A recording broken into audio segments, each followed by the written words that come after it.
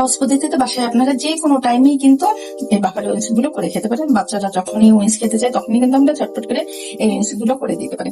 আসসালামু আলাইকুম ভিউয়ার্স, খুব সহজে এবং ঘরোয়া পদ্ধতিতে বাফালো উইংস বানিয়ে দেখিয়ে দেবো আজকে। এই জন্য আমি এখানে বেশ কিছু উইংস নিয়েছি। আমি জাস্ট চিকেনের মানে পাখার লাস্টের যে অংশটুকু সেই অংশটুকু দিয়ে মূলত আমি এই বাফালো উইংসটা দেখিয়ে দিচ্ছি। আর আমি এই উইংসটা ঠিক এইভাবেই করে দেবো। এর মাঝে দুই একটা আমি একটু কেটে নিয়েছি। আপনারা চাইলে ফুল আস্তা করেও নিতে পারেন, তাতে কোনো সমস্যা নেই। আবার এইভাবে করে নিলেও কোনো সমস্যা নেই। তো এর চিকেনের ভিতরে আমার যা যা লাগবে আমি তাই দেখিয়ে দিচ্ছি। আমি এখানে 1 চামচ গোলমরিচের গুঁড়ি নিয়েছি, স্বাদ মতো লবণটাকে নিয়েছি, আদা রসুন বাটা নিয়েছি। আমি এখানে 1 চামচ পরিমাণে সাদা ভিনেগার নিয়েছি। আপনারা চাইলে এখানে লেবু রসটাও অ্যাড করে দিতে পারেন। এখন আমি চিকেনটাকে খুব সুন্দর করে উইংস গুলোকে মেখে নিচ্ছি। আর এইভাবে মেখে আমি 1 ঘন্টার মতো রেখে দিব। আপনারা যদি আমার চ্যানেলে নতুন হয়ে থাকেন প্লিজ আমাকে লাইক কমেন্ট শেয়ার করবেন এবং কমেন্টস করে জানিয়ে দেবেন আমার রেসিপিগুলো আপনাদের কাছে কেমন লাগে। চ্যানেলটা যদি এখনো সাবস্ক্রাইব করে না থাকেন তাহলে এখনই আমার চ্যানেলটা সাবস্ক্রাইব করে রাখেন।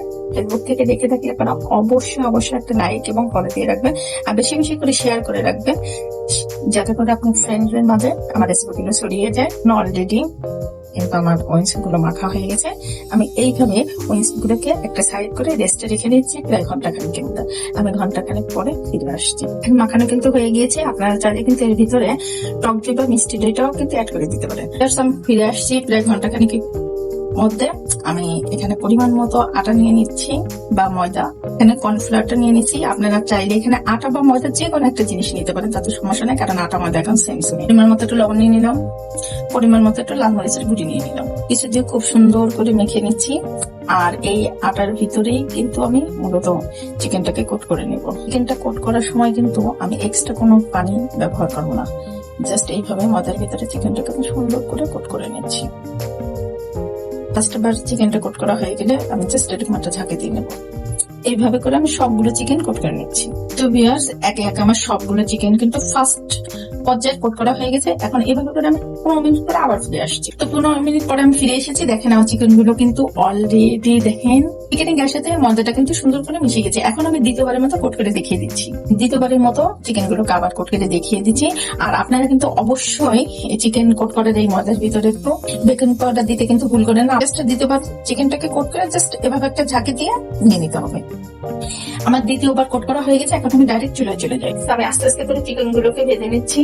এভাবে করে আমি উইংস গুলোকে ভেজে নেবো। খুব হাই স্পিডে দেওয়া যাবে না, কিন্তু জাল একদম মানে ফার্স্টে একটু জালটা বেশি থাকবে, পরে উইংস গুলো দেওয়ার পরে আস্তে আস্তে করে জালটাকে কমিয়ে চিকেন গুলোকে উইংস গুলোকে আমি খুব সুন্দর করে একটু উল্টিয়ে দিচ্ছি, কারণ উইংসটাকে দুইবার ভাজতে হবে। এখন দেখেন একদম কিন্তু ফুল গোল্ডেন কালার হয়ে লাইট গোল্ডেন কালার হয়ে গেছে। এভাবে করে আমি উল্টিয়ে দিচ্ছি। আমার উইংস গুলো দেখেন লাইট গোল্ডেন কালার হয়ে গিয়েছে। এখন আমি উইংস গুলোকে তুলে নিচ্ছি। এইভাবে করে আমি বাকি উইংস গুলোকে ভেজে নিচ্ছি। আর উইংস গুলো কিন্তু দেখেন লাইট গোল্ডেন কালার করে নিয়েছি।